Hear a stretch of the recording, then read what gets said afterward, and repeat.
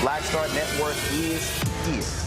Hold no punches. I'm real revolutionary right now. Black power. Support this man, Black Media. He makes sure that our stories are told. Thank you for being the voice of Black America, Roland. Stay black. I love y'all. All momentum we have now, we have to keep this going. The video looks phenomenal. See, this difference between Black Star Network and Black-owned media and something like CNN. You can't be Black-owned media and be scared. It's time to be smart. Bring your eyeballs home. You dig?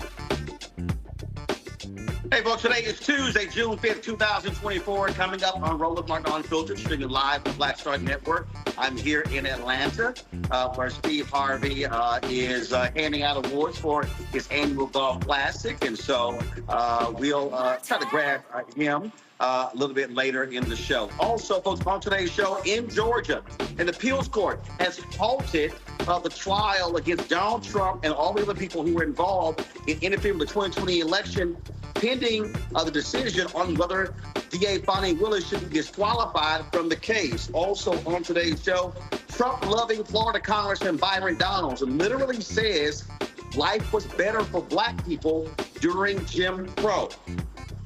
Yeah, he said that. Plus, a white man in Wisconsin as his daughter is walking across the stage, comes up and shoves the black superintendent out of the way so he would not shake his daughter's hand.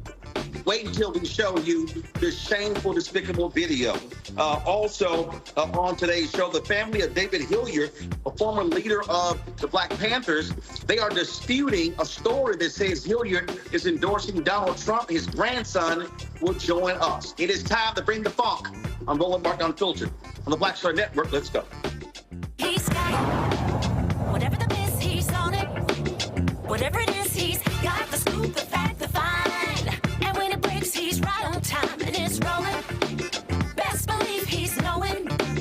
Putting it down from sports to news to politics. With entertainment just for kicks, he's rolling. It's on go, roll, y'all. It's Roland Martin, rolling with Roland now. He's funk, he's fresh, he's real, the best, you know he's Roland Martin now.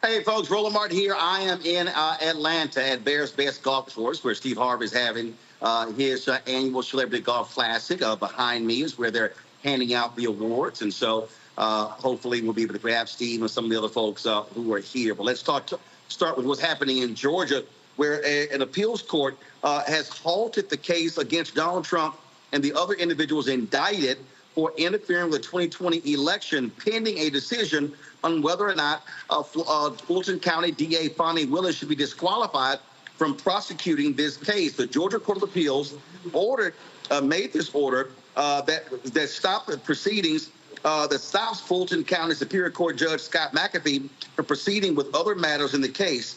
The order will undoubtedly delay the case further, which means it's not going to happen before the election. The appeals court is tentatively scheduled to hear the arguments on October 4th. The court will then have until mid-March to rule, and the losing side can then appeal to the Georgia Supreme Court. My panel, Robert Patillo, hosts People's Passion Politics, News and Talk 1380, WAOK out of Atlanta. He actually lost in the primary to Judge McAfee, so that needs to be stated. Rebecca Carruthers is Vice President of the Fair Election Center out of D.C. Scott Bolden, he is a former chair of the National Bar Association and D.C. Chamber of Commerce Political Action Committees out of D.C. as well. Scott, I got to start with you. I had some people who were upset with me. They were like, Roland, I thought you were unfair. You were too tough on Fani Willis. Her decision to allow Nathan Wade, an individual she was involved with, to be on this case is why we are here. If he's not on the case, there is no delay. They can't try to get, now they could have tried other ways to get her disqualified, but this is all, I keep saying, this is all on, this was bad decision making, and now this case may not be heard even in 2025, and if Trump wins, you forget about it for 4 years. Well, it certainly doesn't look good, because the Court of Appeals would not have stayed this proceeding if they weren't seriously contemplating removing her from the case. If she gets removed from the case, then they will go to a panel of prosecutors who may or may not take the case up. And, you know, you got to own your responsibility for this case. I've raised a lot of money for Fani Willis. I'm a big supporter of hers. But she's got to own the lapse in judgment here and own that but for. You know, that but for test is stubborn, Roland. But for the decision to be engaged in this relationship and to put him on this case, but for that, we would not be here. And this case might have gotten tried before the general election. And so as a result, we'll have to see. Doesn't mean they're going to remove her from the case, but they're a pretty conservative judiciary down at the state level and the federal level in Georgia. And so it's not looking good, but, you know, hope springs eternal. Let's see what happens. But it's not going to get tried before this case. And this was a really powerful case. Wouldn't have been decided by the general election, but they may have been able to take testimony. So we'll see. And again, you're sitting here, Rebecca, and what's crazy is the decision making. Yeah. And what I kept saying is, you got to tell your whole team, everybody's clean. I don't care what anybody's doing. And so now you're in a situation to where they're seriously looking at it. So if she's disqualified, they could determine her entire office is disqualified, which now means that, oh, you're now leaving it up to the state attorney general, Republican, and they may decide not to proceed. That's how significant this screw up is. Yeah.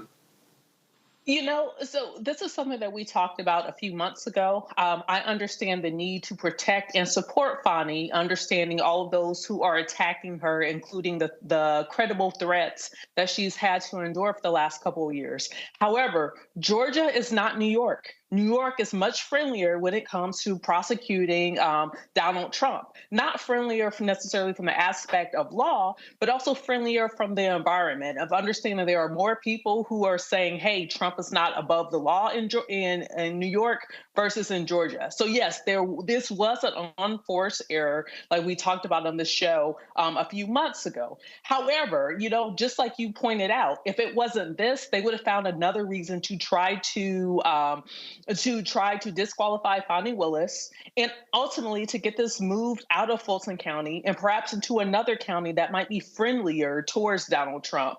But here's the bottom line, and something that voters need to pay attention to. Now, Trump told us, hey, if you don't like what they're doing to him, then you need to vote for him to be reelected on November 5th. And I would tell voters, if you want Trump to be held to the law and not to be above the law, you have to make a decision on November 5th. Because what we're seeing is there's aspects of the judiciary that is not as comfortable with applying the law evenly to Donald Trump as other jurisdictions. So ultimately, if you want to see Trump be held to consequences, it's going to start on November 5th. Robert? You know, having just come out of this race a week ago, I will just have to say that this is par for the course. This was the plan the entire time, that by punting this effectively to the appeals court, they knew that this would have foreclosed any possibility of this going to trial prior to the election, or frankly, ever. There's a very decent chance, above 50% chance, I would say, that this never goes to trial at this point in time, whether Trump is elected or isn't elected in November. I mean, I can dive into that a little bit later. But on the point about Fani Willis and the lapse of judgment, quote unquote, the prosecutors have carte blanche when it comes to who they appoint as being special prosecutors. I scoured the records. I cannot find a single case in the history of Georgia of a prosecutor being disqualified based upon the appointment of a special prosecutor. As was said, that if it wasn't this, they would have found something else to try to disqualify her from this case or to try to delay this case. Remember that President Trump had strong tentacles throughout the state of Georgia. People have to start separating Atlanta from Georgia and understand that it is a blue pearl in the middle of a Red Sea, and that by kicking this to the appeals court and then giving the ability to be appealed to the state Supreme Court and then potentially a federal question to appeal it to federal court, they are effectively saying, don't plan on seeing this going to trial anytime soon, if ever. Again, I understand they would have tried to get her disqualified some other way. But what you don't do is you don't gift wrap them this on a gold platter and say, here you go, knock yourself out. Yeah. That, to me, is what is just nonsensical. And again, I got folks who've been mad at me, man. I just think you've been too hard on Sister Fani, and I have defended her. I love the fact that she indicted, going after him and stood firm. But I'm sorry, somebody has to say it. She screwed up. And Nathan Wade, he also should have said, Fani, I appreciate it, but it wouldn't look good if I'm on the case, because if they find out, it's going to be a problem. And now the problem is the people of Georgia, again, depending upon the decision of the appeals court. Then, if they rule against her and say she and her office can't prosecute, then it may get kicked somewhere else, and these individuals may never, ever be held accountable for what they did, which means we will never be able to have the kind of justice on the record for them trying to steal the 2020 election in Georgia. And that, to me, is the bigger issue. Scott, real quick. Yeah, real quick. You know, we'll never know what else they would have done. We'll never get there because Fani Willis gave them this right here. So they may have found some other reason, but we'll never know whether they found the reason because they don't have to. We gave them a reason. And like I said, I'm a big supporter of hers, but we are where we are because of that lapse in judgment for both of them. Got to be clean if you're going to go after the president because they dirty players. You know that going in. Look, Scott, they tried to disqualify me for the race because of my email address. They were going to continue to look under every nook and cranny. They literally launched a state judicial inquiry into my campaign because my email address was Judge Patillo, and I changed it to Patillo for Judge. They were going to find something to try to blow it up. If it wasn't this, it would have been the color of her shoes, the color of her teeth, or the color of her car. They would have found something. So that's why I'm saying that for Fani, there's no case law indicating that this will be grounds for removal. There's no case in Georgia history that indicates that this would have resulted in this going to the appeals court. By all precedents, she did not violate any standard or norm or law. Well, again, one thing. Yeah, but the appearances have been propriety. Here's the deal. One thing we do know, there may not be a example, there may not be case law. That doesn't mean new case law can't be created. Hold tight 1 second, folks. When we come back, a story dropped the other day that shocked a bunch of people and said that that longtime Black Panther, David Hilliard, endorsed Donald Trump. Joining us next is his grandson, who is disavowing that because of the health condition of his grandfather. We will explain next, right here on Roland Martin Unfiltered on the Black Star Network, live from Atlanta, where I'm attending the Steve Harvey Celebrity Golf Classic. Back in a moment. First, President Barack Obama's road to the White House. We got about 500 copies of the book available. And so this actually is all of the coverage of the 2008 election. But the other thing is this here. I talked to folks like Malik Yoba, Hill Harper, Erica Alexander, Kevin Lau, Spike Lee, Tatiana Ali. But there's a lot of behind-the-scenes stuff in here as well, where I talked about some of the stuff that went down at CNN. Also, when you go through here, a lot of the photos that you see in here, photos that I actually shot, photos that were my time at CNN. And so what I decided to do, because one, I published the book and I own it myself, is that so I said, you know what, I'm going to slash the price to $10. I'm not reprinting the book. So once we are sold out of these 500, that's it. They're gone. So you can go to RolandSMartin.com/the-first to get a copy of this book. Everybody who orders this book through the website, not on Amazon, only through RolandSMartin.com. I will personally autograph and mail you a copy of this book. It's all of the coverage, the actual interviews that I did with him. And just to show you, of course, when it came out, there's actually even in here the interviews that I did with him and Michelle Obama, which won TV One cable networks its first 2 NAACP Image Awards. And so all of that for $10. Go to RolandSMartin.com the first and order your copy today. Hello, we're the Critter Fixers. I'm Dr. Bernard Hodges. And I'm Dr. Terrence Ferguson. And you're tuned in to Roland Martin Unfiltered.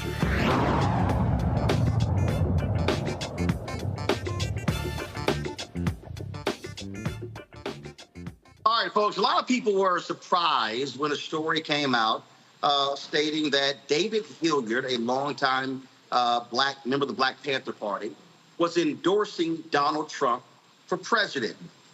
The video has been circulating on social media. It was posted by Carol D. Mitchell, and it shows Hilliard calling Trump a decent man and a friend to African Americans. Okay, this is the video. Welcome to the random site. I want you to meet someone who knew Donald Trump, and he's going to tell you about Donald Trump in his own words. My name is David Hilliard, founding member of the Black Panther Party.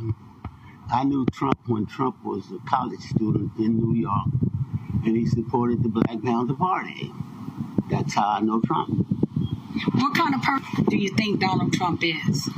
Trump is a person who's a decent man, and he supported the Black Panther Party. That's what I just mentioned to you. He was someone who gave us money And Trump was a decent guy.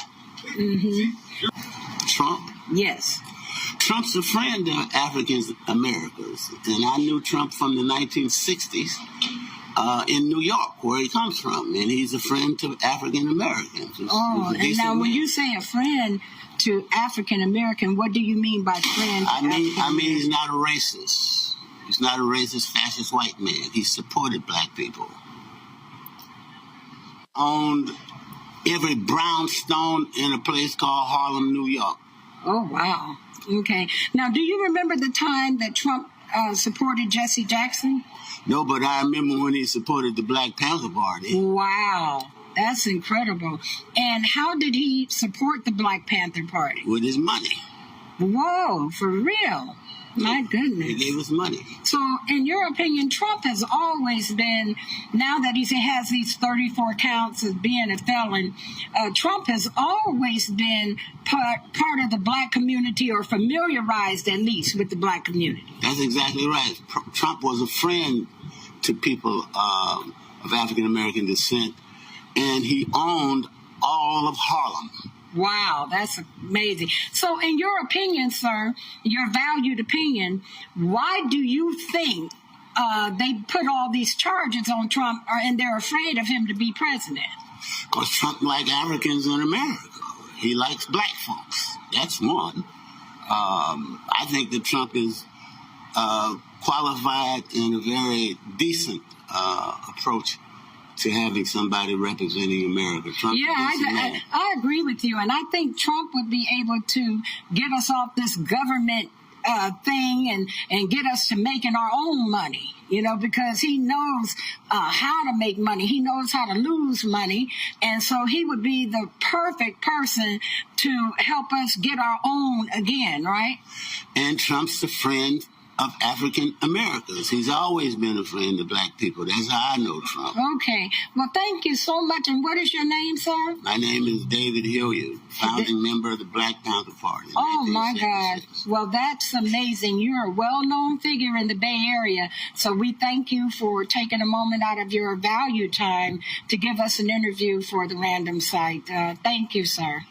All power to the people. Okay, so you've heard it straight from David Hilliard's mouth, the founding member of the Black Panther Party supporting Donald Trump. Thank you very much. This has been your host, Carol D. Mitchell, on the Random Site.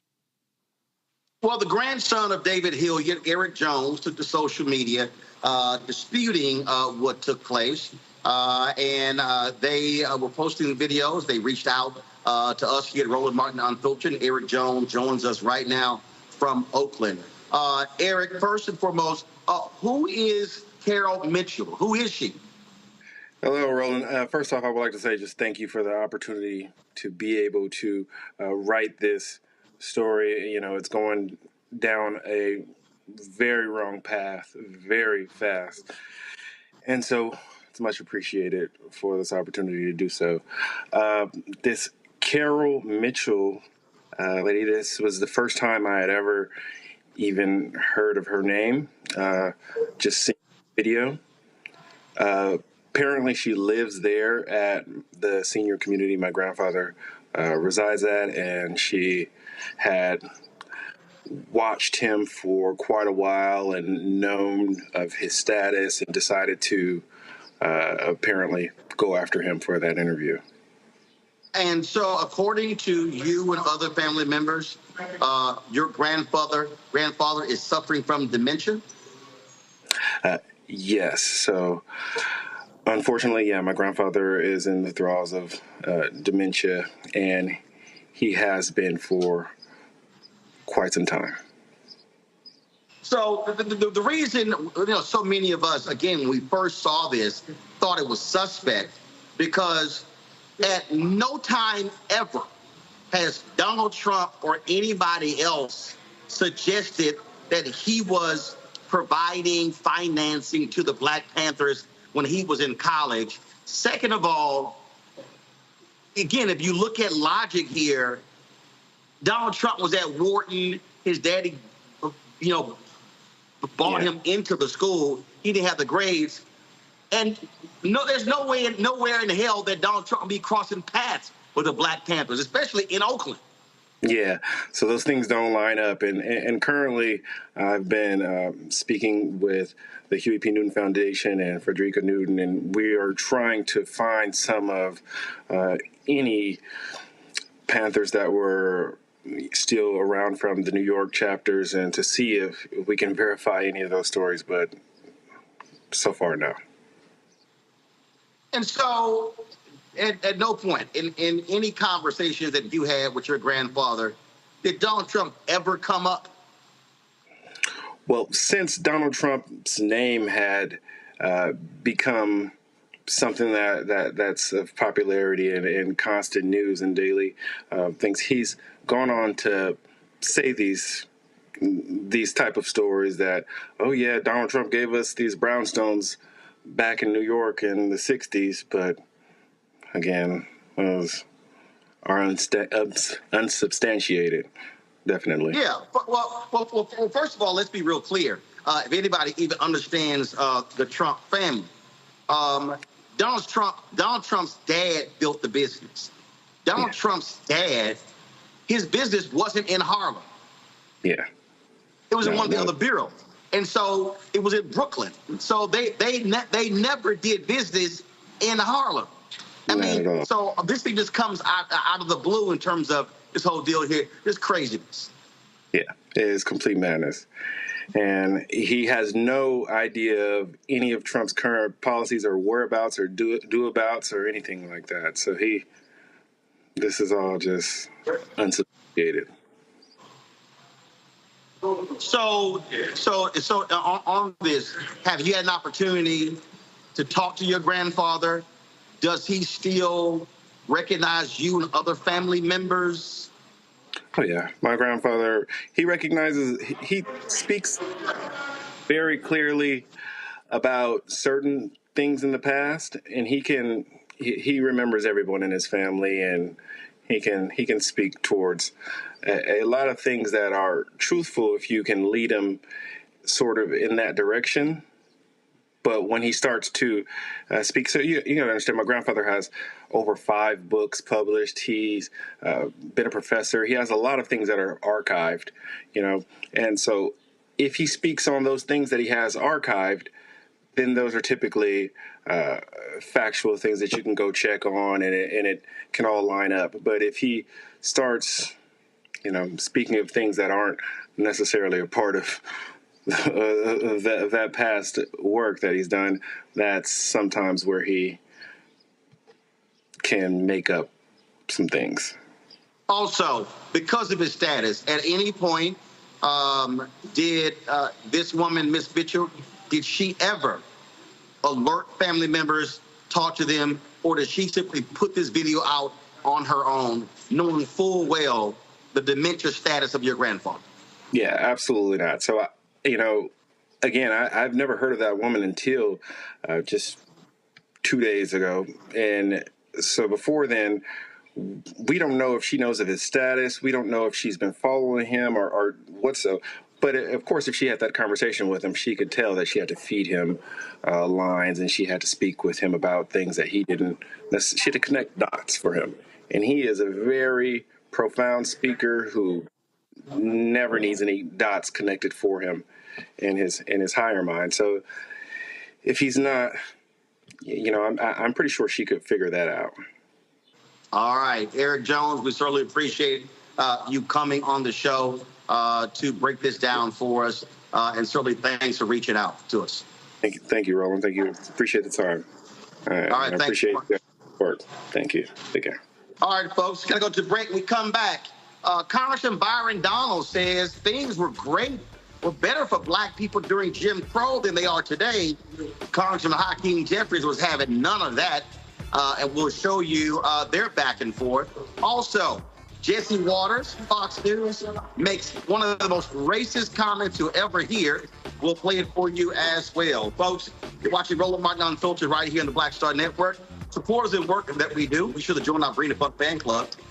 Your dollars make it possible for us to do what we do. So you're checking money order to P.O. Box 57196, Washington, D.C., 20037-0196. Cash App is $RM Unfiltered. PayPal R Martin Unfiltered. Venmo is RM Unfiltered. Zelle, Roland at RolandSMartin.com, Roland at RolandMartinUnfiltered.com, and download the Black Star Network app, Apple phone, Android phone, Apple TV, Android TV, Roku, Amazon Fire TV, Xbox One, Samsung Smart TV. We'll be right back.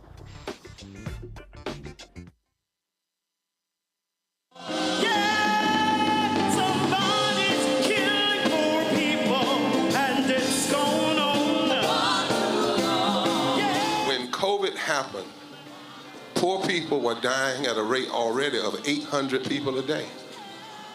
Before COVID, if you went to a funeral every single day, it would take you 600 years to attend all the funerals of the people who will die from the ravages of policy violence, poverty, and low wages in America in just 1 year. It would take you 2 years and 19 days to go to all of the funerals of the people that will die today, and oftentimes silence.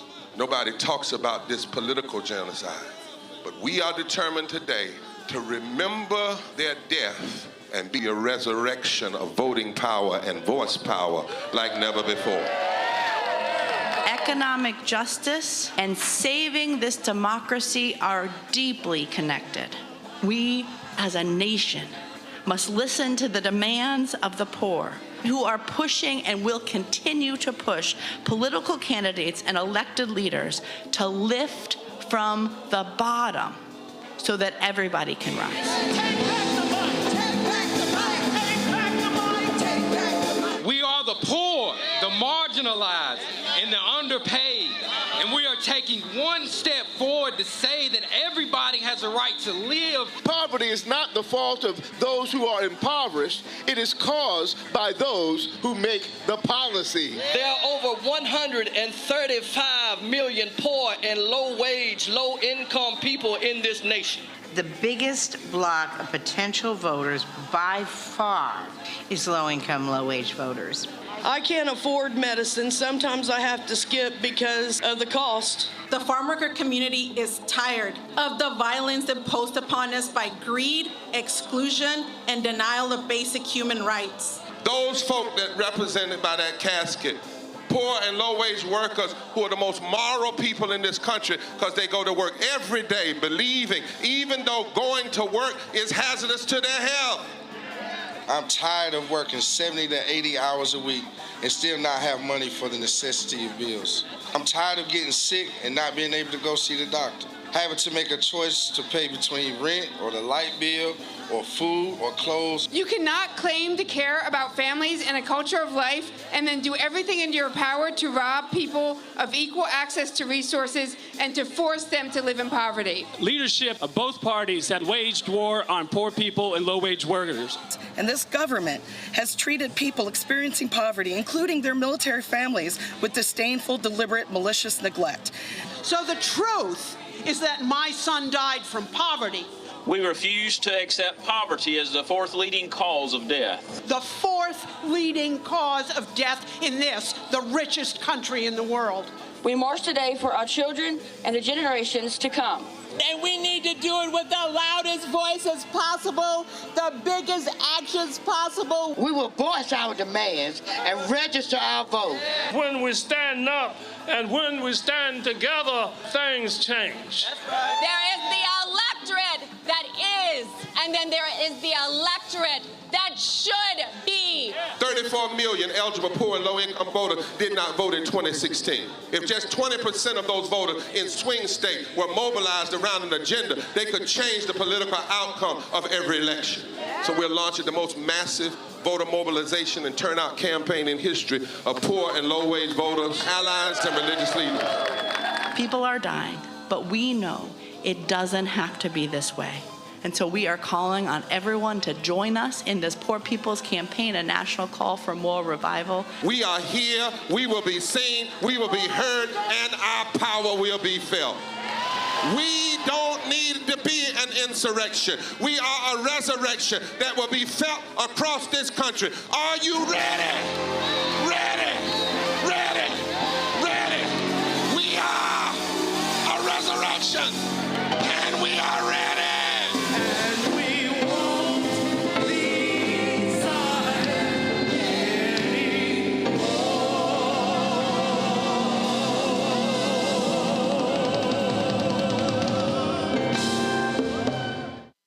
What's up, everybody? It's your girl, Latasha from the A. And you're watching Roland Martin Unfiltered.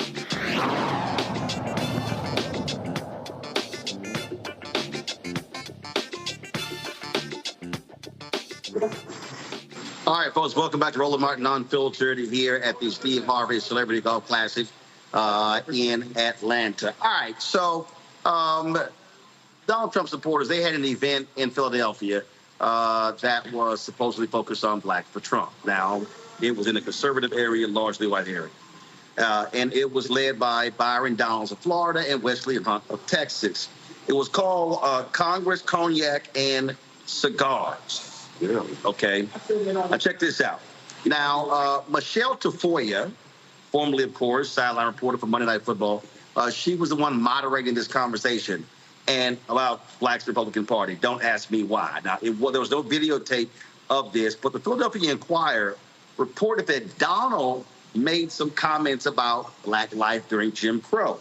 This was the quote from the Philadelphia Inquirer, quoting Byron Donalds. You see, during Jim Crow, the Black family was together. During Jim Crow, more Black people were not just conservative. Black people have always been conservative-minded, but more Black people voted conservatively. And then HEW, Lyndon Johnson, you go down that road, and now we are where we are. Well, that did not sit quite well with New York Congressman Hakeem Jeffries. He took to the floor of Congress to blast Donalds. Mr. Speaker, it has come to my attention that a so-called leader has made the factually inaccurate statement that Black folks were better off during Jim Crow. That's an outlandish, outrageous, and out-of-pocket observation. We were not better off when a young boy named Emmett Till could be brutally murdered without consequence because of Jim Crow. We were not better off when Black women could be sexually assaulted without consequence because of Jim Crow. We were not better off when people could be systematically lynched without consequence because of Jim Crow. We were not better off when children could be denied a high-quality education without consequence because of Jim Crow. We were not better off when people could be denied the right to vote without consequence because of Jim Crow. How dare you make such an ignorant observation? You better check yourself before you wreck yourself. Well, Donalds heard what Jeffries had to say, and this was his response. America, Joe Biden's campaign is lying to you once again, and they're gaslighting. Now they're trying to say that I said Black people were doing better under Jim Crow. I never said that. They are lying. But why would you be surprised? Because they always lie. This is the same Joe Biden that said, if you don't vote for him, then you ain't Black. The man is a liar. Sorry, just call it what it is. What I said is that you had more Black families under Jim Crow, and it was the Democrat policies under HEW, under the welfare state, that did help to destroy the Black family. That's what I said. And I also said you're seeing a reinvigoration of Black families today in America, and that is a good thing. So don't listen to the lies from the Biden administration. I know what I said, and I'll say it straight to camera. They got to run to the Philadelphia Inquirer to move their lies. Joe Biden does not care about Black people. He never has. He cares about power, first, second, and third. They can go somewhere with all that. See ya.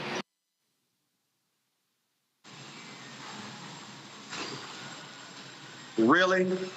First of all, Congressman Donalds, if you have an issue, you take issue with the reporting of the Philadelphia Inquirer. And if you say that's not what you said, okay, produce us an audio recording. Produce us a video recording of exactly what you said during that, if you're disputing what the reporting is. See, I need everybody to understand this is the game. So instead of Donalds criticizing the Philadelphia Inquirer, because y'all notice what he did not do. If he claims I didn't say that, you notice he did not demand a correction from the Philadelphia Inquirer. He's criticizing the Biden campaign, who is simply remarking on what was reported in the Philadelphia Inquirer. But anytime if y'all want to see the folks who play games, all you have to tell is he never demanded a correction from the Philadelphia Inquirer that's when you know he actually said what he said, Robert, and that is grossly indefensible. You know, this is part of the mythology that many of the Black conservative movement have taken up to believing this idea that Black folks were somehow better off prior to the Civil Rights Movement, prior to integration, prior to any of the legal framework that we call the Civil Rights and the Voting Rights Movement. There's this idea on the conservative side of the aisle that, well, if we could just go back to the good old days, before we had voting rights, before we had integration, we had stronger families. We had Stockholm Syndrome. We had strong families because we didn't have no choice. We had no upward mobility. The reason that the marriage rates were so high because Black women couldn't have bank accounts, could not attend institutions of higher education, could not have a mortgage, could not buy a car on their own. The reason we lived together because you had redlining and you had blockbusting you were closing together Black communities to the point that they could not leave. That's the kind of fantasy world that many Black conservatives have decided to inhabit, where we were all just after slavery, sitting around, whistling, happy as who knows what. I wish they would just take that and rewind it all the way back to the radical Republican Congress from 1865 to 1876. If you're going to say things were so much better prior to the Civil Rights Movement, then just say, I'm going to take up the Republican platform that existed under the radical Republicans, and we're going to push for reparations for Black folks in this country, because that was a Republican initiative. If you're going to say Black folks voted more conservatively prior to the 1940s and the 1950s, we'll take it all the way back. Take it all the way back and say we're going to enforce Sherman's Field Order number 15. We're going to enforce what Senator Stevens said on the floor of the House of Representatives, that we are going to take that promise of 40 acres and a mule, and we're going to distribute that to everyone in this country, everyone who is of African-American descendant, of the descent of those who were enslaved in this nation. But to simply say, well, things were great prior to Black people having rights is exactly the type of African American that Donald Trump likes to point to and say, that's my African American. And as these people are jockeying for position to be the next vice president of the United States, as Congressman Donald and Tim Scott and others are, they have to remember that the statements they put and that they use on record right now are going to be used against other Black people in the future. We just saw the Fearless Fund. They're using the Civil Rights Act to deny them the ability to help Black businesses. These words and these actions have consequences, and maybe Byron Donalds will be the next Vice President of the United States of America, but he can't forget what he is doing to our communities on his way there. See, this is the thing for me, Rebecca, that's always shameful and despicable when Byron Donalds, when that idiot Candace Owens, or any of these people say these things. They leave out the fact about the police dogs and the lynchings and the beatings. They leave out the fact that we were denied bank loans, denied housing loans. They leave out the fact that Black folks had to walk down the street, couldn't look white folks in the eye. They did not. So all those things. So if you want to talk about this small piece of what life was like for us during Jim Crow, I mean, you could literally make the argument that the Black nuclear family there was a strong bond during slavery, because we were working together every single day, side by side, with mother and father and children, and we were together, and we lived in one room, and we ate together, and we prayed together. I mean, if we want to go there, I mean, that's literally what we could say. But then you leave out all the other stuff that was going on. Sorry, Congressman Donalds is full of shit. So first of all, Byron, I need to know who your people are. Now, you were born and raised in Brooklyn. So I'm assuming that if your people came by way of the northern migration and the migration routes of how many Black folks ended up in New York, my guess is they probably came from South Carolina, North Carolina, maybe the Low Islands, going a little bit further south into Georgia, perhaps, maybe. I need to know who your grandma, your auntie, your uncles are, because I can guarantee you they would not agree with what you said. Second of all, what you just said on camera means that you are dumb, you're an idiot, or maybe I'll be charitable and say you are diseased in the mind. And this is why. Byron, you literally just said that Black families can attribute strong Black families to Jim Crow. That simply does not make sense. You are trying to correlate two separate things and try to have causation. And I'll explain what I mean by that. In the summer, ice cream sales go up. In the summer, crime goes up. Just because ice cream sales and crime both goes up in the summer doesn't mean that eating of ice cream leads to someone committing crime. That's not how it works. So just because you are making the argument that Black families, from your perspective, were stronger in the 50s and 60s doesn't mean that we can or should attribute it to Jim Crow. Simply, your mind is diseased to even jump and say that oppression is what makes Black families stronger. That is not the case. I understand that you claim that you grew up in a Black broken home. You went to FAMU, then you transferred to Florida State, you married into a white conservative family, and now all of a sudden white ICE is better. But let's be clear, just because you said those things, which the Philadelphia Inquirer rightly attributed to you, you then go on camera saying, oh, I'm going to say it to their face, I'm going to say it to the camera. What you actually said on camera sounds even more stupid and idiotic than what the Philadelphia Inquirer said that you said. So if anything, you should thank them that they didn't expose your idiocy around this issue, and quite frankly, you are lost. All right, so here's the deal. Before I go to Scott, so Byron Donalds says he's blasting the Biden campaign, saying they didn't do it. Well, guess what? It was reported. There is video. And the Biden folks just posted it. Control room, if y'all have it, let's play it.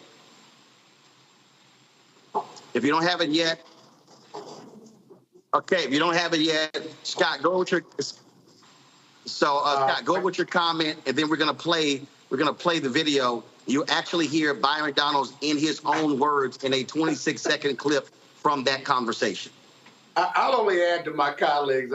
I guess we was better together doing Jim Crow because we had stronger family.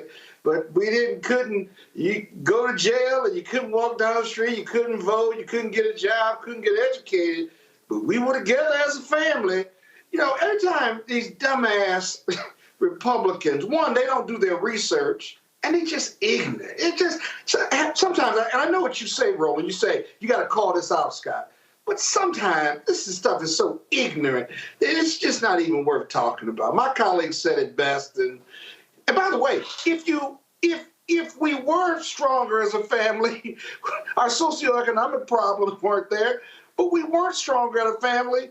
We weren't stronger because of the socioeconomic and health disparities that still exist in America today. They were worse doing Jim Crow. So stop it. Just dumbass comments. That's all I got to say. All right. So here's the actual video of Byron Donalds. You see, during Jim Crow, the Black family was together. That's right. During Jim Crow, more Black people were not just conservative, because Black people always have been conservative-minded, but more Black people voted conservatively. And then H.E.W., Lyndon Johnson, and then you go down that road, and now we are where we are. What's happened in the He said, doesn't sound like he was misquoted. Sounds to me like he was quoted correctly. So, right. Byron Donalds, you're lying. When you get your Black history education from Ron DeSantis. This is why they want to get rid of CRT. This is why they want to get rid of DEI. They want to keep us all that damn dumb. They want us all to walk around here scratching when we ain't itching, laughing when we ain't tickled. That's the exact archetype for a Black man that they want in this country. One that's completely disconnected from his history, disconnected from Elaine, Arkansas, disconnected from Tulsa, Oklahoma, disconnected from the bloody summer of 1919. So it was completely disconnected from all aspects of American history besides what has been regurgitated and spewed back to him as patriotism. He wants us all to take that Ron DeSantis history course where, we were all just on the plantation having a good time. And then these northern aggressors came in to destroy the southern way of life. And we fought the good fight, but maybe we'll rise again. But then as soon as we ended that horrible Reconstruction, And our brothers and sisters in the Ku Klux Klan decided to come together to liberate us and to arm us and protect us from other groups. That is when the black family was the strongest. That's the version of history that Byron Donalds has been indoctrinated into and that he would like the rest of us to believe in. And if you believe that version of history, then no, we don't need voting rights. No, we don't need a Civil Rights Act. We don't need diversity, equity, and inclusion. We don't need affirmative action. Everything was great back when we had the proper American social structure of white supremacy on top, and then a couple of us get to prosper at the foot of white supremacy from the crumbs from the table, but the rest of us will be in subjugation. That is the Donald version of Black American history. Y'all, again, I just love the people who say, I didn't say it. What'd you say, Scott? What's worse about that video, real quick, Roland, is that there were other black conservatives listening to him saying, right. Well, actually, not really, because we don't really know who was in the room. First of all, here's what we do know. Okay. According to Philadelphia Inquirer, I thought it was a conservative event. No. According to Philadelphia Inquirer, half of the people who were in the room weren't even from Philadelphia. They came in for it. It's no different than when Donalds hosted an event in South Carolina, and it was supposedly a Black Republican event, South Carolina, and there were like 5 in the room. So again, you hear this one thing, but it's another. All right, when we come back, I got to play for you this absolutely racist comment about black juries Jesse Waters said on Fox News. Also, 50 Cent was on Capitol Hill talking to members of Congress about African Americans being shut out of the spirits industry. Plus, this unbelievable video. A black superintendent is on the stage and is about to shake the hand of a white female high school graduate. Her dad storms the stage and physically moves the black superintendent off the stage so he couldn't shake his daughter's hand. There's actual video of this. Stunning. We'll have it for you. You're watching Roland Martin Unfiltered on the Black Star Network.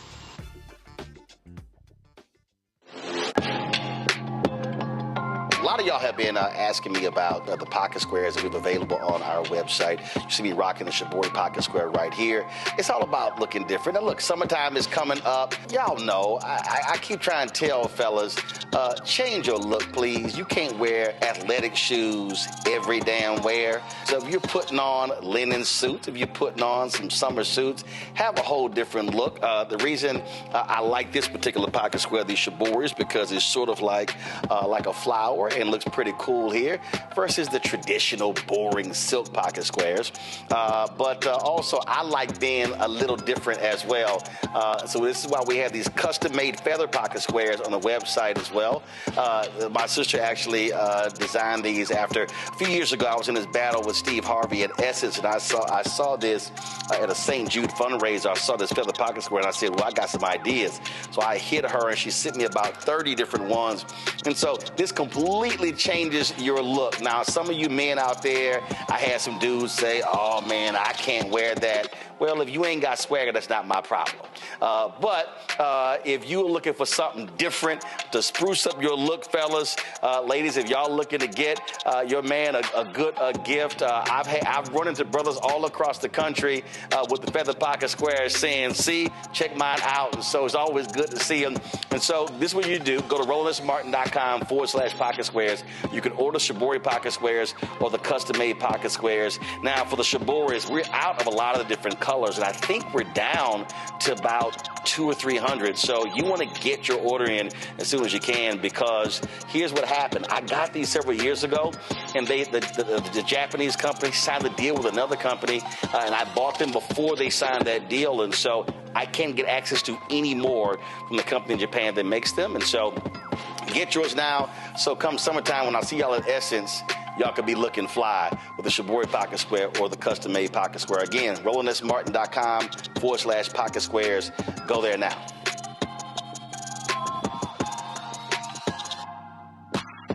Me, Sherry Shepard, and you know what you're watching, Roland Martin Unfiltered.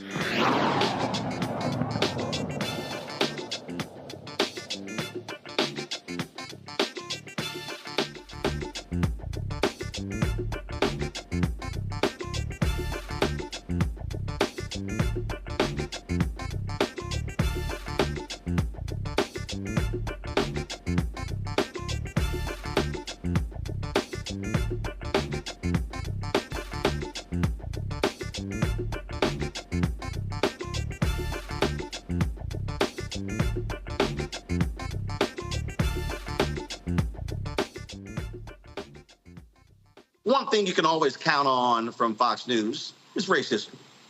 And one of the biggest racists there is Jesse Waters. This is what he said after the first day of the trial of Hunter Biden in the nation's capital. It's called jury nullification. It's when you pick a jury that will give you a not guilty verdict. They know you're guilty, but they just disagree with the law. The strategy plays on the racial makeup of the jury, which is mostly black, as well as the Biden's influence in Delaware. The hope is this jury won't convict for a drug-related crime. Everybody in Delaware knows the Bidens. That's why Jill and Ashley are sitting front row. But that's not all. The Biden family brought Mouse to court. Mouse is a Delaware legend. Joe Biden was the best man at his wedding. Mouse runs Delaware's NAACP and has been involved in the community for decades. They want every black juror to see Mouse sitting with the Bidens. If you can get the jury on your side, all of a sudden, this case is not a slam dunk. Now keep in mind, Hunter Biden is facing 3 counts of lying to a federally licensed gun dealer, writing false statements on the form, and unlawfully possessing the gun for several days. So basically, Rebecca, Jesse Waters is saying, oh, black people are too dumb on a jury to listen to evidence, listen to testimony. What he's saying is, oh, if you want a not guilty verdict, just pick nearly an all-black jury and you're going to get that. Inverse, is he saying that if you want a guilty verdict, regardless of what the evidence is, pick an all-white jury? Is that what he's saying? But then, I mean, there's so many ways you could go with this. But also, he's saying, oh, well, black people, they'll never convict with drugs because, all black people do illicit drugs, right? I mean, look, he's ignorant. It's the reason why he's on Fox News. Bottom line, he's racist. He shows he's racist, so he's going to say racist things. And he's on a network that supports people saying racist things. And that also means that those companies that air during Jesse Waters' time, they support racist things being said that they're putting their ad dollars behind. So, okay, cool. He said something racist.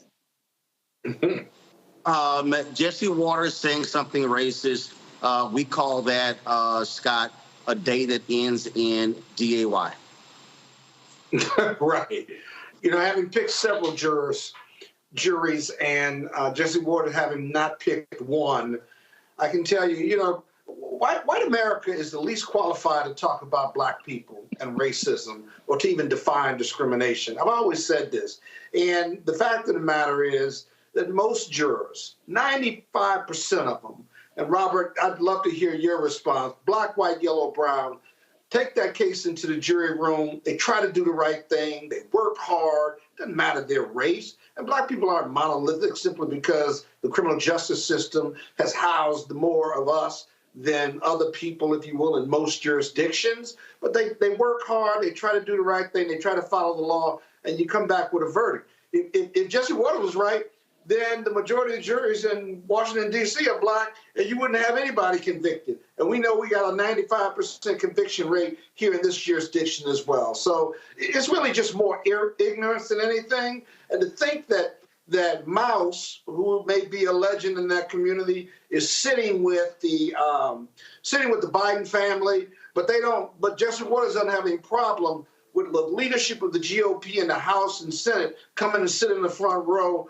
in regard to Donald Trump's trial. And somehow that's right because they're white, but it's wrong in Delaware because the president happens to know everybody. Everybody knows the president in Delaware, and Mouse is a legend in the NAACP. That's cry foul. But here's the last point, Roland.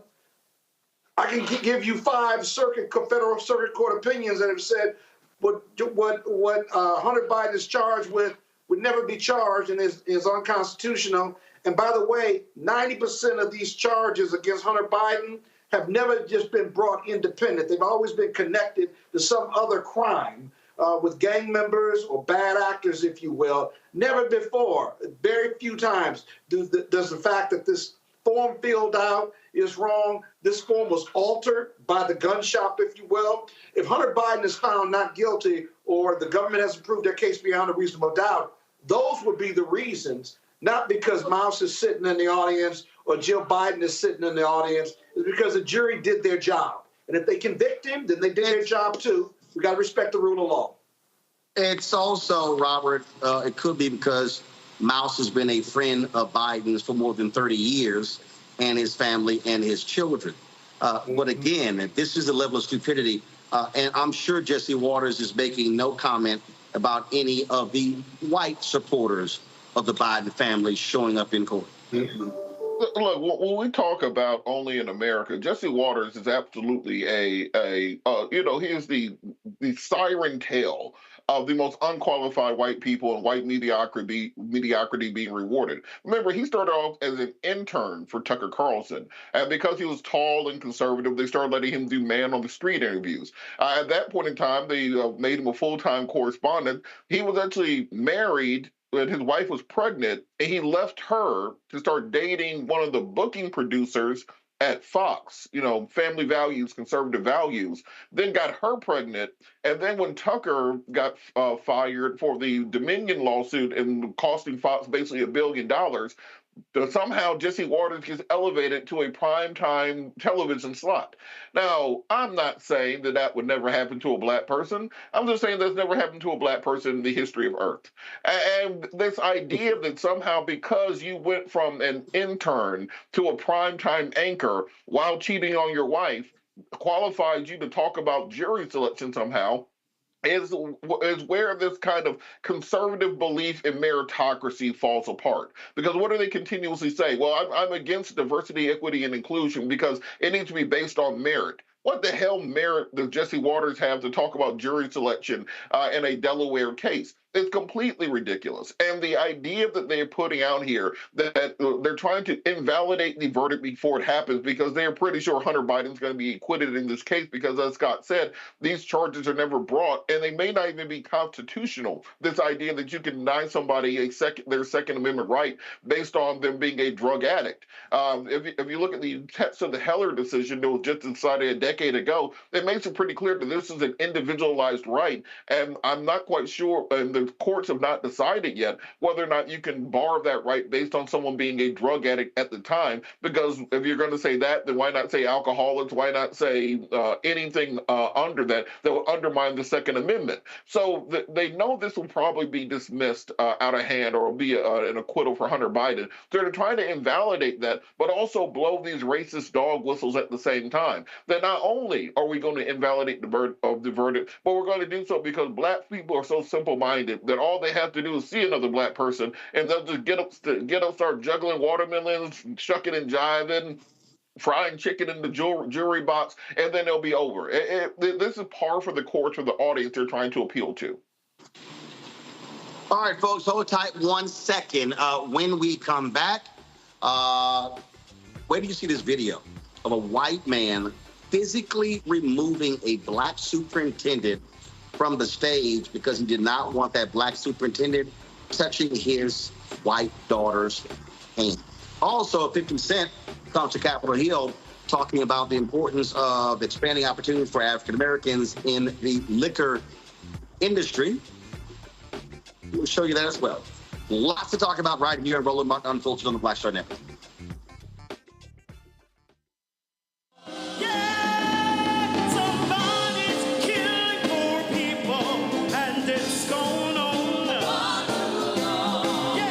COVID happened, poor people were dying at a rate already of 800 people a day. Before COVID, if you went to a funeral every single day, it would take you 600 years to attend all the funerals of the people who will die from the ravages of policy violence, poverty, and low wages in America in just 1 year. It would take you 2 years and 19 days to go to all of the funerals of the people that will die today, and oftentimes silence. Nobody talks about this political genocide, but we are determined today to remember their death and be a resurrection of voting power and voice power like never before. economic justice and saving this democracy are deeply connected. We, as a nation, must listen to the demands of the poor, who are pushing and will continue to push political candidates and elected leaders to lift from the bottom so that everybody can rise.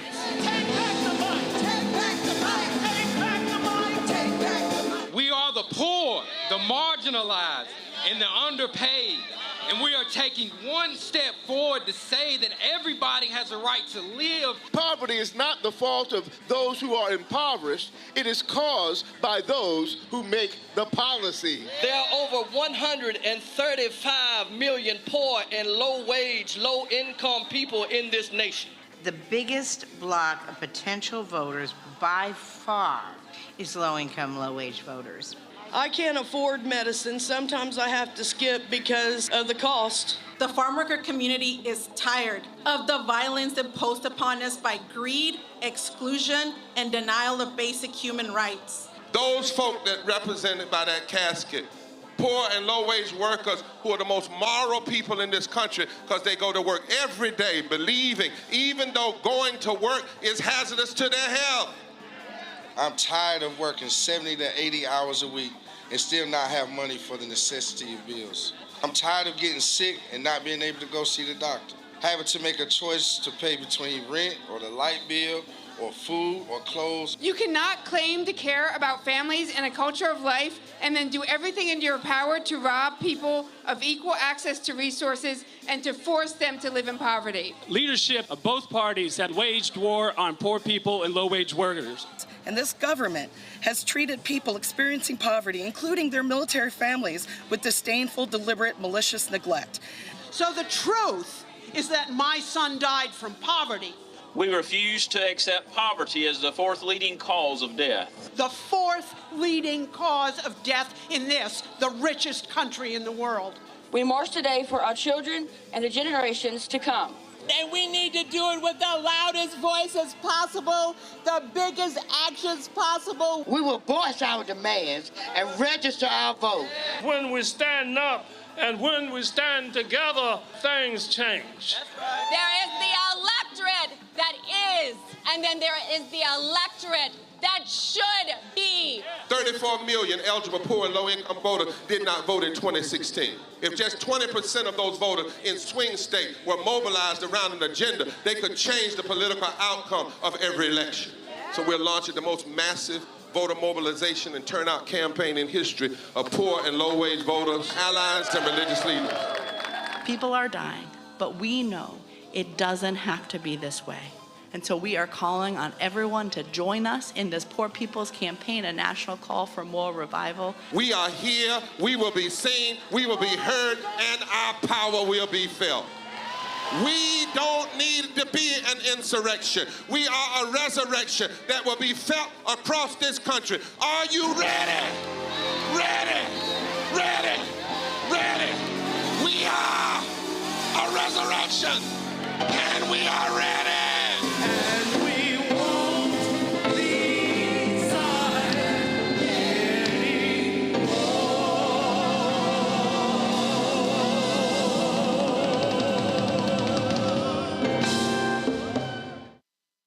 Hey, it's John Murray, the executive producer of the new Sherry Shepherd Talk Show. You're watching Roland Martin Unfiltered.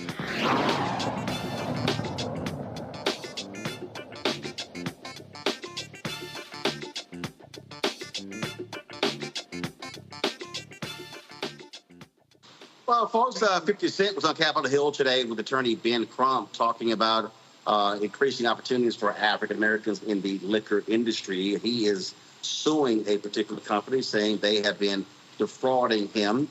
He met with Democrats and Republicans. There are a lot of photo ops out there with Speaker Mike Johnson, Lauren Boebert, and others.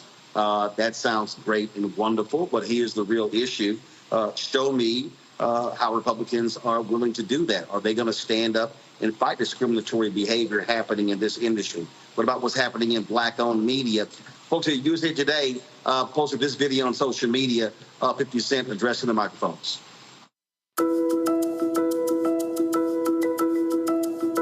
It's definitely not my traditional platform. I should have studied this like a verse and just bust a rap.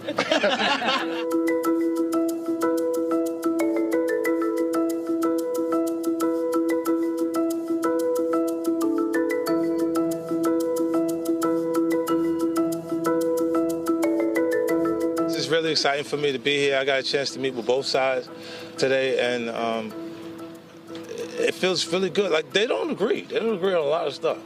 You know what I mean? So to get them to agree on seeing me was an accomplishment in itself. As far as today, I went to talk to them about economic opportunities for everybody, and it's really exciting. The response I got makes me feel like that there's bright things ahead of us. Well, I'll say this here. It's actually no shock. It's not that big of a deal that both sides would agree to meet 50 Cent. He is, of course, a prominent artist, businessman as well. So, look, politicians don't mind celebrities as well. Here's the thing for me that really jumps out here, and I'll go to you first, Scott, and that is this here. Yes, 50 Cent is suing this this particular company doing business with him. And when Diddy was talking about, when he filed his lawsuit against Diageo, alleging the same thing, and then there are other individuals. This is what I am going to say specifically to black celebrities. Are you doing this because of you, or are you doing it for the collective? See, that's the real issue. If I think about a Harry Belafonte, if I think about an Ossie Davis, if I think about a long line of African Americans, Wendell Pierce, Don Cheadle, and others, there are folks, Jesse Williams, there are people who are working on behalf of the collective, Erica Alexander, I can keep naming folks. And so, I wasn't in D.C. today, I was here in Atlanta, supporting Steve Harvey in his golf tournament, the money he raises for his boys and girls camps. But I did put in a call to Ben Crump. And I'm going to send a text to 50 Cent as well. And my question to them is going to be, okay, I got it. You met on Capitol Hill. So you want to see expanded opportunities for African Americans in this particular space. While I was here, former music executive Kadar Massenberg had his wines here. On the course, that was a sister who had her own liquor brand. I know there are other people who I've met. I've interviewed, we've had people on the show in Marketplace who created their own liquor brand. So here's the question that I would pose to 50 Cent. Are you willing to call for a meeting of all these individuals and then begin to say, how do we move as a collective? So the question is this about expanding opportunities for African Americans in the space, or is it about you expanding opportunities in the space? That would be the question I would pose to him. What did Ben Crump say? Haven't heard back yet, but I'm definitely going to follow up with him. Okay, so it can be both. The reality is that black-owned businesses have lots of challenges and have historically, right? If 50 Cent can lend his name and advocacy to expanding those opportunities, calling for legislation to expand those opportunities, demanding that Biden administration do more, and they've done a lot in this space, and him lending his name to it, as he goes along, he's going to bring a lot of others along.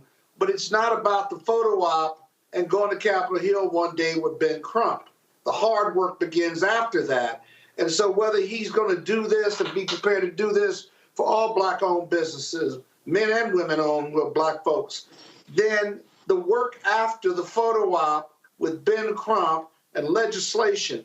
Are they going to draft legislation? Is he going to show up on the Hill without the photo op? Is he going to build a coalition of successful black business owners who are all entrepreneurs like Steve Harvey and you and others, and build a coalition and really make this demand and make a strong push where that it is not about 50 cents, it's not about his celebrity, it's about the collective, then the answer is it's about the collective. If you're not going to do all of that and more than what I just listed off the top of my head, then it's about the photo op and 50 Cent and maybe he helps some, but not the collective. And that's the reality of being a celebrity. The celebrity behind the movement is not the celebrity, it's the movement behind the celebrity. And you have to create that with hard work and passion. And so I guess the verdict is out. We'll see. Will you be reporting on something else they've done in this regard in 2 or 3 months, in a year, in 2 years? Because it's not going to happen overnight because 50 Cent showed up on the Hill. So that's my response. No, absolutely. And look, the thing that I make clear, and the reason I say that, Rebecca, because I make the point all the time, when I am advocating for expanded opportunities for Black-owned media, I'm not saying, oh, just for Roland, and I'm not saying that's what 50 Cent is doing. But what I am saying is that, sure, you appearing on Capitol Hill by yourself with Ben Crump, that's great. But as Scott said, nothing gets done unless it's a broader movement. And what I want to see is, I want to see this generation of Black celebrities not operate in silos. I want them to say, hey, let me pull people to the table. And now all of a sudden, when you come back to Capitol Hill, you come back with 50 or 100 or 200 African Americans who have created their own liquor brands, and they have brown liquor, they have wine, they have whatever. Now all of a sudden, again, that's how, to me, you effectively utilize celebrity where it's not just about you. I agree. It's great to have 50 Cent on Capitol Hill, but we also need to see Curtis Jackson in the streets. Because I want him to talk more than just about his particular liquor brand, but also talk about liquor distribution in this country. How can more Black folks be a part of distribution where there's more avenues to create and generate Black wealth? The other thing that I want to see Mr. Curtis Jackson do, considering he has a new production studio in Shreveport, Louisiana, I believe is for both film and television production. I want to see him actually get involved in Louisiana and let them know, hey, I'm potentially bringing billions of dollars in revenue to your state. So all this crazy stuff you're doing down in Baton Rouge in the legislature, that's not going to work if you want me to bring my billions in this state. Otherwise, I could cross the border into Arkansas. I could go across the border over into Texas, and I could do business there. So I want to see 50 Cent, yes, and his star power and celebrity, but I need to see the businessman Curtis Jackson flexing his power to, for the Black community. Because even though you have some celebrities who say, hey, I'm OJ, I'm not Black, at the end of the day, you are still Black. You will be treated that way. And it never is good when you are the only one in the room. And you're right. He needs to bring up 50, 100 other people. Maybe he could do a collaboration with Uncle Nearest, which is now, I think, trending towards like $1 billion projection. So there's other things that he can be doing, but it's best not to go it alone. If you don't understand that through recent history, you can look at African proverbs that talk about it's better to go in a group and not be caught in the bush by yourself. And look, there are a series of photos on his Twitter feed. Controlling, y'all should be pulling it up. He has a photo of Congressman Steve Scalise, Republican Majority Leader, Louisiana. He goes, boom. That's all it says. He was a walk and talk with Congressman Troy Carter. He also then you have this here. Fox New Orleans posted a photo. Speaker of the House Mike Johnson, a North Louisiana native, met with Curtis 50 Cent Jackson in D.C. and thanked him for investing in Shreveport and the community. 50 Cent's G-Unit Studios opened in Shreveport earlier this year. And again, here's the whole deal. 50 Cent may not care about all the other issues that are happening in Louisiana. That's fine. Okay, I totally understand Rebecca's point.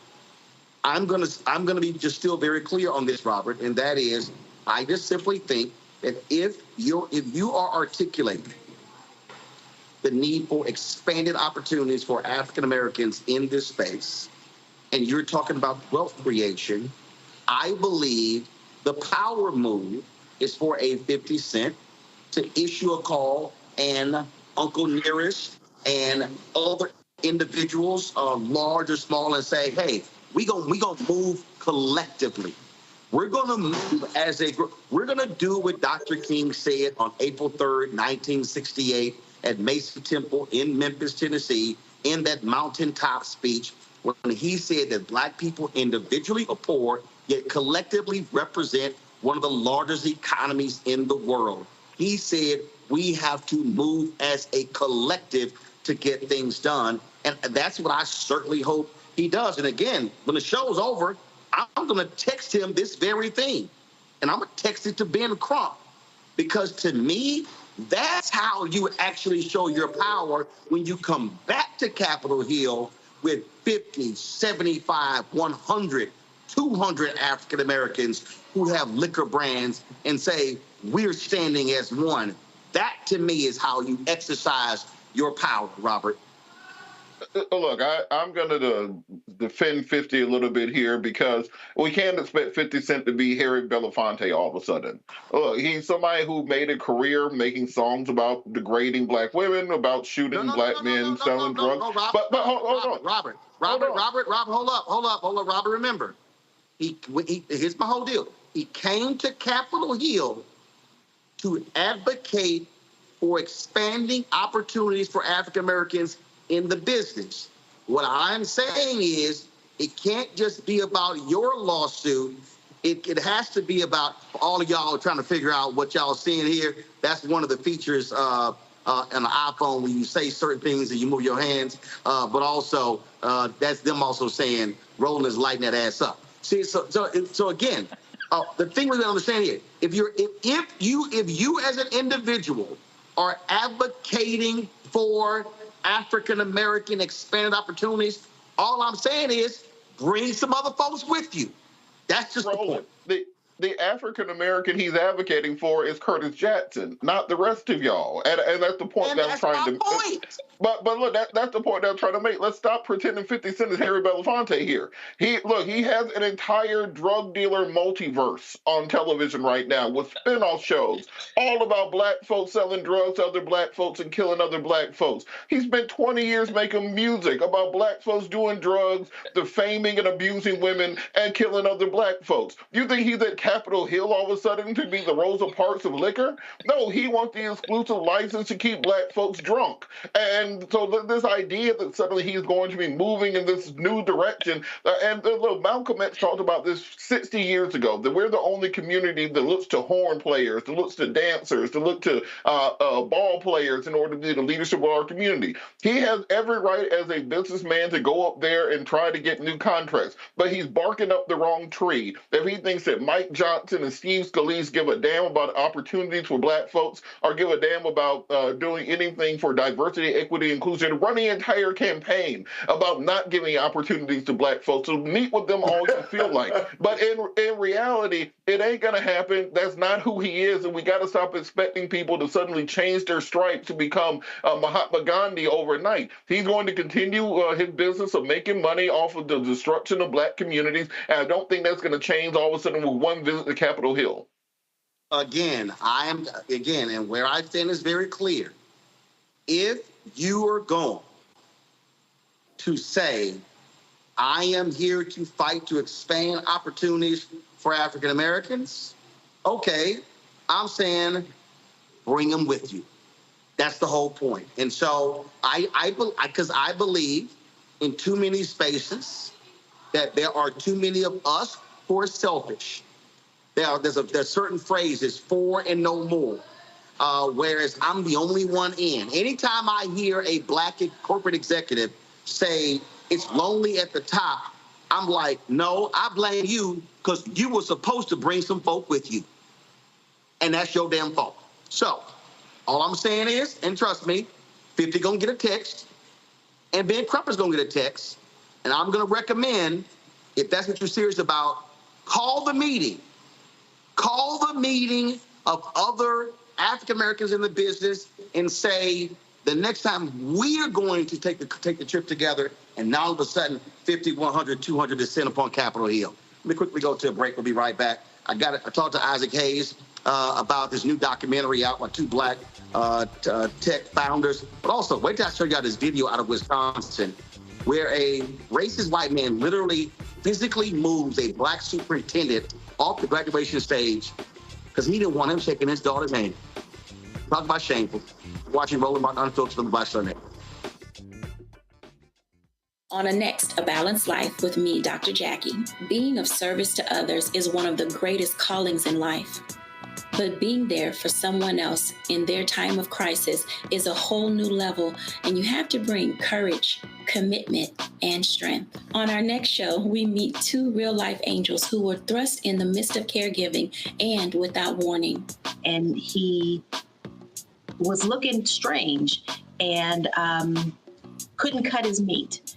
And it was very odd. And I said, well, what's wrong? And he says, I think I've had a stroke.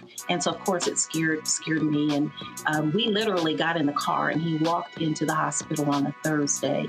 And by Saturday of that same week, he lost all control of his left side. The blessings, the challenges, and the way they maintain their balance, all next on A Balanced Life on Black Star Network.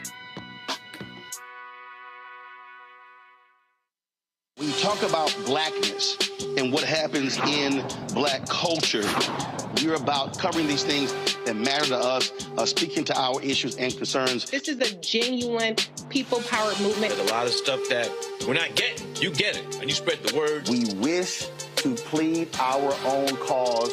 Too long have others spoken for us. We cannot tell our own story if we can't pay for it. This is about covering us. Invest in black-owned media. Your dollars matter. We don't have to keep asking them to cover our stuff. So please support us in what we do, folks. We want to hit 2,000 people, $50 this month, raise $100,000. We're behind $100,000, so we want to hit that. Y'all money makes this possible. Checks and money orders go to P.O. Box 57196, Washington, D.C. 20037-0196. The Cash App is $RM Unfiltered. PayPal is R Martin Unfiltered. Venmo is RM Unfiltered. Zelle is Roland at RolandSMartin.com. Now streaming on the Black Star Network. It was my junior year at Georgetown, and Spike calls me and he says, Malcolm, what are you doing next year? So, graduating, you know. He said, take a year off, work on Malcolm X. I said, okay. But first of all, for the folks who don't know, Spike is my cousin. Spike is my cousin. Just for the person watching, like, how the hell is Spike just gonna tell you that it's true? It's true.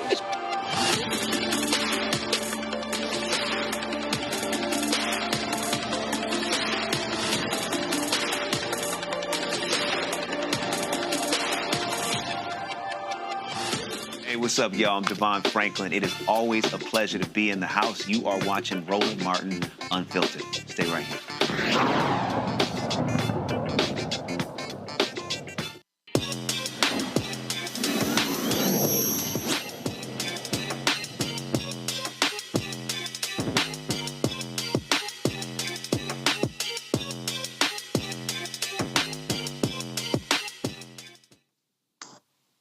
Hey, folks, there's a new documentary out on HBO Max about MoviePass. It is a tech company that was founded by two African Americans. It talks about how the company imploded and those two brothers were removed from the company. Isaac Hayes III is the founder of Fanbase, joins us in this weekly Tech Talk.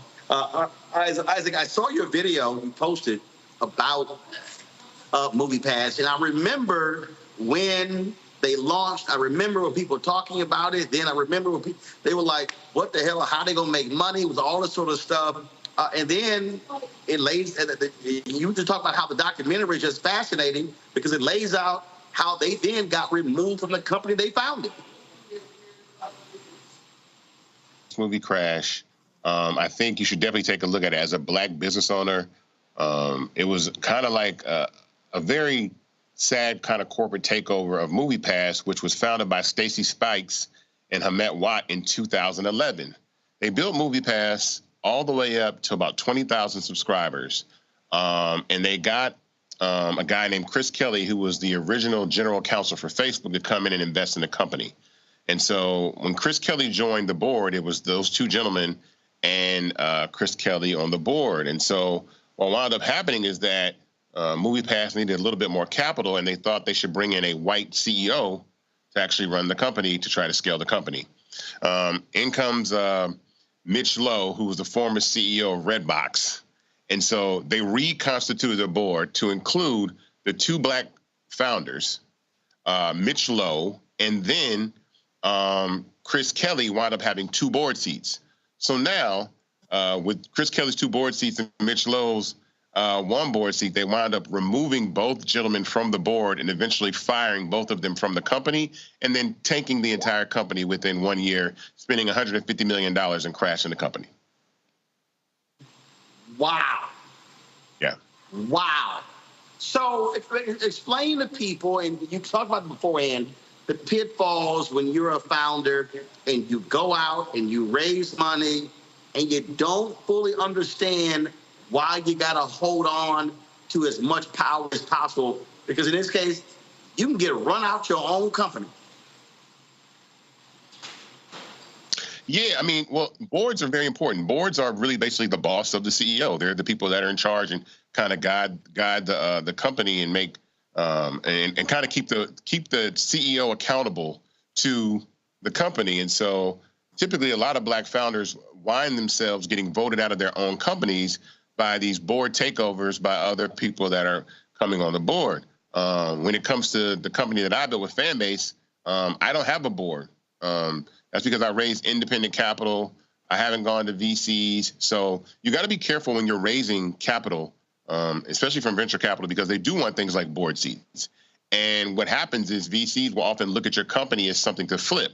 So you might have $1 billion idea, and all they might want to do is give 4 times the return on the investment that they made. So they give you $1 million and they get $4 million. They'll be ready to sell your company way before you can take it to something to be a unicorn. So you got to be careful in the way that you constitute and construct your board. And MoviePass really bothered me because once Stacy and Hamet were gone, you have Mitch Lowe and Ted Farnsworth, who eventually wind up putting in a bunch of capital, and both of the guys are about to go on trial for securities fraud with the SEC, but they put founder and CEO of MoviePass. They totally whitewashed these 2 black guys out of the company. If you watch the documentary, there is a happy ending to the documentary. I won't give it away, but that part really bothered me, that these 2 guys built a company from the ground up from 2011 all the way to 2017, 18, and these guys come in and crash the company and take it over.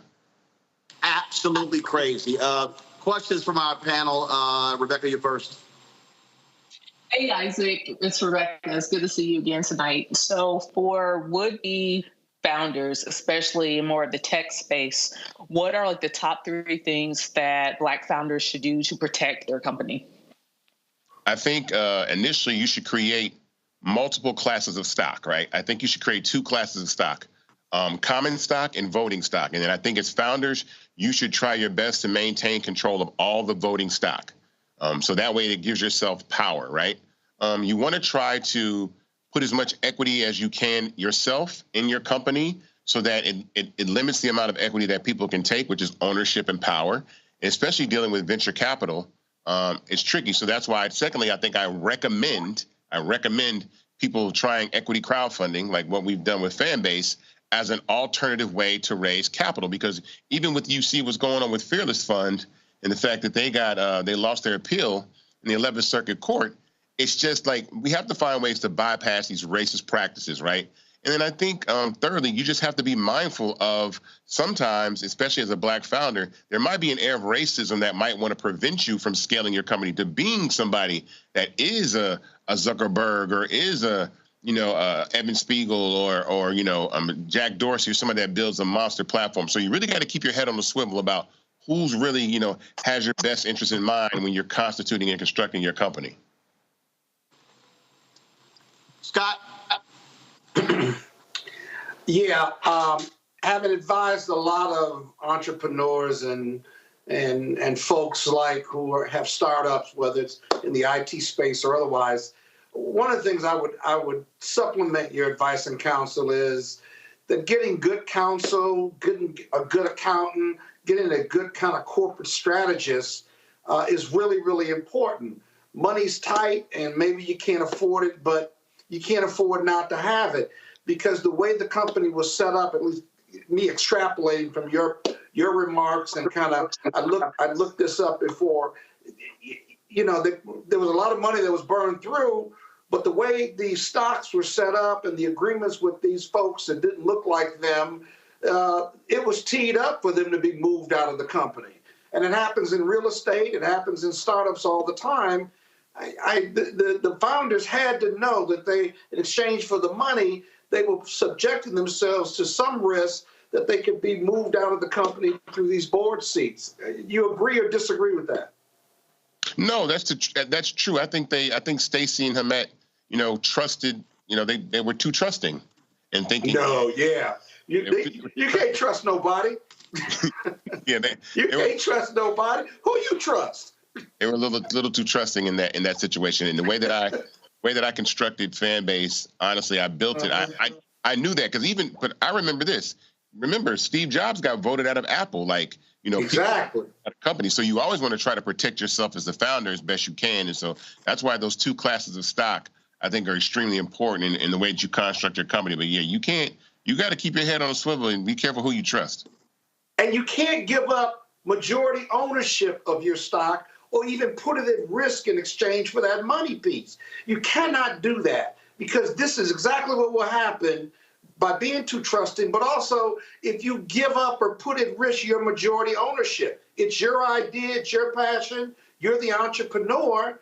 And, there's a saying with entrepreneurs, you go as long as you can until you can't manage how you've grown this thing, right? Then you got to either sell or you got to get out of it, if you will, up to your management experience. And so often entrepreneurs don't, one, realize that, but two, you should never give up or put at risk your majority stock interest, because it's your idea, it's your baby. 100%. Robert? Given the way that MoviePass ended and kind of the collapse of the company, is there ever something to be said for taking the money early, avoiding some of the risks down the line, and being able to cash out and simply invest that into another venture? Particularly given when now you have people who are associated with the new company facing federal charges, etc. Well, the irony in that is that Stacey and Hamet actually had equity in the company, and this is something that also happened: is that company kind of merged up under a publicly traded company and got acquired, so they were on the stock market. So the equity that both gentlemen had, the equity that Stacey had was worth about $80 million. But within that 1 year, there was a restriction that they couldn't sell their stock for 365 days, and that it went from $80 million down to pennies within 365 days. Because the guys spent $150 million. Mitch Lowe and Ted Farnsworth, they burnt all the money, gallivanting around Coachella, spending money, hosting events, hanging out with celebrities and partying, and they crashed the company within a year. So imagine having something worth $80 million that's worth pennies in less than a year, and you have no control over that. So yeah, that's something that was extremely terrible. Oh, man. So, folks, be sure if you go to HBO Max, you can check the documentary out. Isaac, give us an update on the raise for fan base. Hey, fan base. Listen, we are raising right now on startengine.com/fanbase. Everybody that hears my voice, go to startengine.com/fanbase and invest. We're almost at about $1.3 million. I'm raising $17 million. The minimum to invest is $399. You get 60 shares of fan base stock at $665 a share. And I think what's important about this, again, is these companies are changing. You see that Instagram is even trying out unskippable ads, right? That you can't even scroll past the ads on the platform anymore. It's a lot of little things that are starting to happen with these companies. And so I think, again, the opportunity for users to have equity in social media, that is why I built Fanbase. So we're almost at about 700,000 users. We're on iOS and Android. We previously raised $10 million. So this isn't a far stretch for us to go ahead and raise to 17. And you have ownership, equity. We talk about equity so many times in a startup. And you can rise and grow with the growth of the company. So if you want to invest, go to startengine.com/fanbase. It's on my shirt. Make sure that you go check it out and have some equity. And I say this before, 28,500 people investing $600 is $17 million, and we can close our round. If you know some people, forward the link to them, tell your friends, invest for your grandkids, your kids, your friends, and let's all go together, because this is the opportunity to own part of a tech startup, a social media tech startup. that is rivaling these other platforms that are actually copying what we do. So I'm really excited about this. And I want as many of us who look like us on the cap table as possible. So go to startengine.com/fanbase to invest. The minimum to invest is $399. I'll keep you posted, Roland, every time I come back on the show. But check out MoviePass. And as a founder, be careful who you let in the hen house. Absolutely. All right, Isaac, was really appreciated. Thanks a lot. Thank you. Folks, I saw this video on social media, and I had to go ahead and show you this. So that was a graduation in Wisconsin. And as this young woman is about to cross the stage, her racist dad literally storms the stage and physically removes the black superintendent from the stage. Watch this. Elise Kathleen Eddy.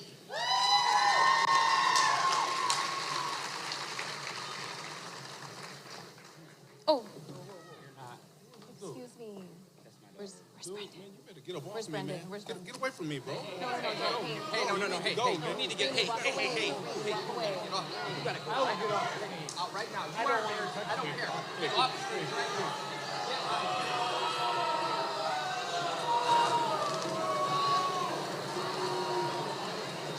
That way, Michael.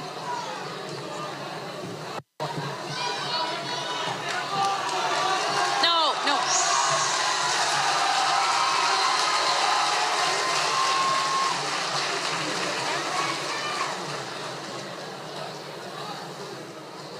Where's Brendan? Who's dad? Elise? That black superintendent is Baraboo, Wisconsin Superintendent Rainey Briggs. Again, he was on stage, including with school board president Kevin Bodak and principal Steve Consondine. The man only confronted Superintendent Briggs. This is not the first incident at this particular school. In 2018, a photo circulated of students at Baraboo High School giving a Nazi salute in a class photo. That right there is absolutely outrageous, Scott. Yeah, Roland, I often say, having grown up in Joliet, Illinois, these pockets of communities all around us just aren't Washington, D.C., New York, L.A., Chicago. I mean, they it's like they're time warped and don't know history, don't know the 1965 Voting Rights Act, Housing Act, and the amount of racism, manifest verbalizing of the N-word is just unbelievable in some of these local communities. And I remember growing up in Joliet, Illinois, and I was in high school from 76 to 80, and my parents were civil rights activists. I was at a Catholic school, and I'm going to tell you, the N-word was not a big deal. I got called the N-word almost every week and stuff, and went through either fighting or joking or getting suspended or yelling names back just to defend myself. And I wasn't alone. And Joliet, Illinois, and New Lenox, Illinois weren't alone in those communities where it's like in time warp almost, notwithstanding the media. And so we just got to fight it. I guess my question to you, Roland, is, have you read what happened to the superintendent? Because the video doesn't show him coming back on stage. Was there an altercation behind stage? Because there was a disruption, and did the graduation continue? Superintendent came back on stage. Graduation did continue, and I believe that father got arrested. Yeah, absolutely. But these local communities, Roland, now you got a black superintendent handing out diplomas, and crazy white folks rearing their ugly head because he didn't want that black man touching his white daughter, who is responsible for her graduating, by the way. That's how idiotic it is. So, just unbelievable. All right. Okay, Rebecca.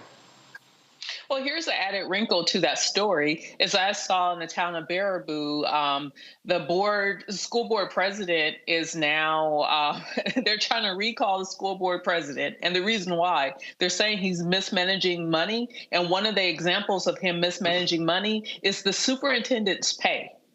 So just to run that back, there are families and parents in the town of Baraboo who's upset with how much the superintendent is making. And I guarantee you, up in Baraboo, it ain't like he's making $1 million a year, but they don't want that black man making whatever he's making. Now, that black man is from an hour away in Madison. Maybe he and his family need to leave Baraboo and go back down to Madison. Robert? If you're a black man and find yourself in Baraboo, Wisconsin, you've probably already made a mistake. I'm just gonna put that out there, but you know, I've noticed throughout my life and throughout generations, people usually create the thing that they hate the most. And his poor daughter is gonna go off to college now, and when she shows up at Thanksgiving with Jaquan or Jamal or something like that, and he has to look at that brand new baby that she's bringing forward, he's gonna realize that bringing that girl up in a family of hatred, teaching her to hate those people, he's now created exactly the thing that he sought to destroy. So congratulations to his daughter and his future son-in-law, Jaquan. And he's going to be a big black man, too. She's going to bring home a big black man. Tall, big, muscular, football player. Killing it. With that black man. Are y'all done? Are y'all done? Yeah, we done. Go on, man. Hey, I got to go, man. I got a hard stop at 8. I love you guys, but I got to go, man. I gotta first of all, well, if you got to go, shut up and stop talking then. Well, I know, but the show's going to miss an element that you're not going to have when I go. It'll never be the same without me. So just cover for me, okay? Nah, we'll be greatly improved. All right, y'all. That is it. Let me thank Robert. Let me thank Rebecca, and I'll talk to Scott. I will, folks, tomorrow I'm back in the studio, and I'll have some great video from the Steve Harvey Golf Tournament here in Atlanta for you on tomorrow's show. That's it. Don't forget, support us in what we do. Join the Bring the Funk fan club. Our goal is to get 20,000 of our fans contributing on average $50 a year, $4.19 a month, 13 cents a day. Send your check and money over to P.O. Box 57196, Washington, D.C., 20037-0196. Cash App, $RM Unfiltered. PayPal, R Martin Unfiltered. Venmo is RM Unfiltered. Zelle, RolandSMartin.com. Roland at RolandMartinUnfiltered.com. Download the Black Star Network app, Apple phone, Android phone, Apple TV, Android TV, Roku, Amazon Fire TV, Xbox One, Samsung Smart TV. Also, be sure to get a copy of my book, White Fear, The Browning of America is Making White Folks Lose Their Minds, available at bookstores nationwide. There'll be an audio version on Audible. And don't forget, I have less than 200 copies. We probably have less than 100 now of my book, The First. President Barack Obama's Road to the White House was originally reported by Roland Martin. I am personally autographing all copies. I have cut the price to $10. That's it. Once these books are gone, that's it. I have looked at my house in Dallas, my brother's house, my sister's house, my house in the DMV. These are the only copies left, and once I get rid of them, they are gone. I'm not reprinting this book again. So if you want your personally autographed copy, go to RolandSMartin.com/the first, RolandSMartin.com/the first, and you can get that particular book. Folks, that's it. I'll see you tomorrow right here on Roland Martin Unfiltered on the Black Star Network. Holla! Black Star Network is here. Oh, no punch! I'm real revolutionary right now. Thank you for being the voice of Black America. All momentum we have now, we have to keep this going. The video looks phenomenal. See, there's a difference between Black Star Network and black-owned media and something like CNN. You can't be black-owned media and be scared. It's time to be smart. Bring your eyeballs home. You dig?